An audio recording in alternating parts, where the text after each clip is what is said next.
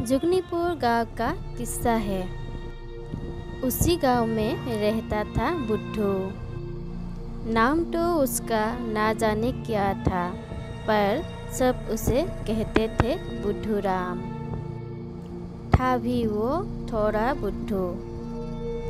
बुड्ढू राम कहकर कोई बुलाए तो वो सिरकता था।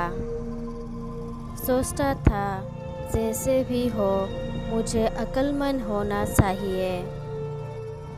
कभी कभी बुड्ढू लोगों के ताने और उल्टी सीधे बातें सुनकर दुखी हो जाता, तो उसकी घरवाली सुंदरी मुस्कुराकर उसे दिलासा देती, कहती, पर ये तो सोचो कि तुम दिल के कितने अच्छे हो, किसी का बुरा तो नहीं सोचते, फिर तुम्हें परेशान होने की क्या ज़रूरत है।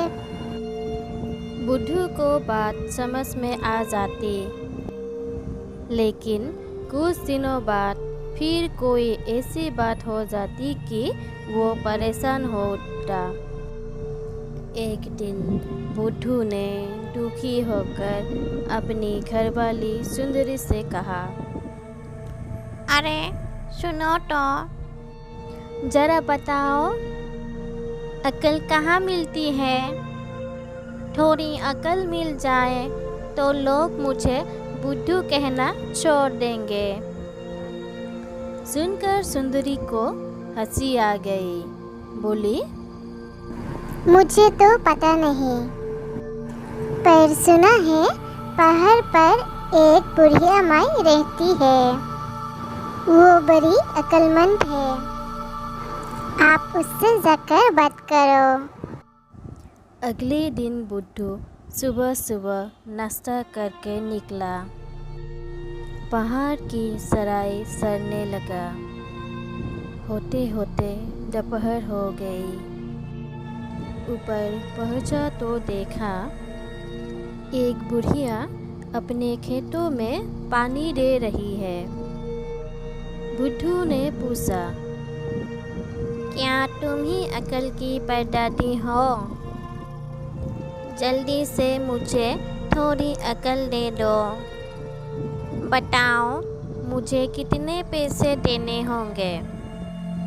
सुनते ही बुढ़िया जोरों से हंस पड़ी। बोली, ठीक है, लेकिन अकल का करोगे क्या?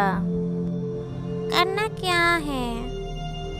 सब गाँव वालों पर अपने अक्लमंद होने का रौब खटूंगा।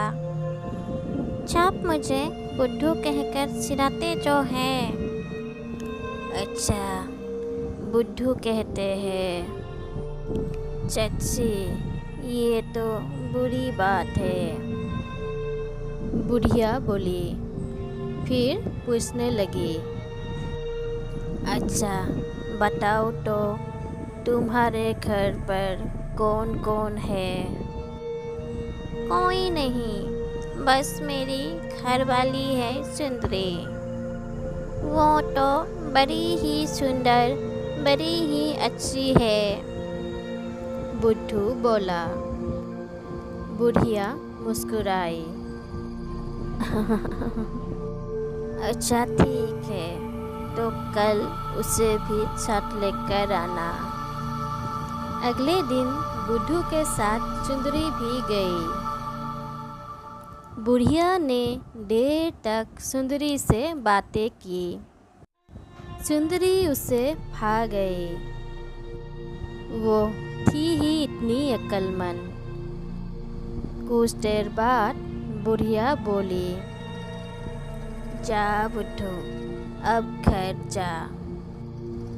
मैंने देख लिया, तेरी घरवाली में बहुत अकल है। फिर तो तुझे चिंता करने की ज़रूरत ही नहीं है। आपस में अकल बांटकर काम चलाओ।